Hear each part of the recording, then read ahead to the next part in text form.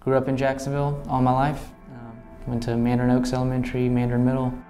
I went to Stanton College Prep for high school. But as I grew up, I sort of, got too cool for the youth group or whatever, I thought I was.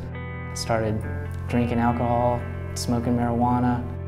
But I still graduated on time and immediately went to Florida State University and was just doing the party thing there in Tallahassee. Whatever was around, I was doing it. Dropped out of Florida State after just a couple years and came back here to Jacksonville. I had totaled my car in Tallahassee, so I was just riding a bike around town here trying to find a job. I was talking to my dad up in Knoxville. He still lives up there, and he had a truck and he said I could use if I wanted to, if I moved up there and help me find a job. So I moved up to Knoxville and got a job overnight at a grocery store and got into the University of Tennessee.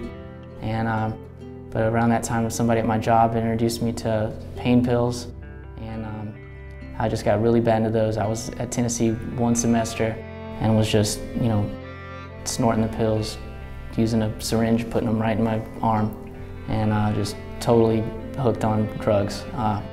Sold everything I had, my car, was stealing from my parents just to get high. Eventually, I called my mom. I told her, look, I'm out of control up here. I need to go to rehab or something. I'm gonna end up killing myself. So my mom had never dealt with that kind of problem. We didn't really have that in my family. I had pretty much hid my problem from them for years. They never knew I was doing drugs in high school or doing all this stuff. So she asked someone at the church if they knew anywhere.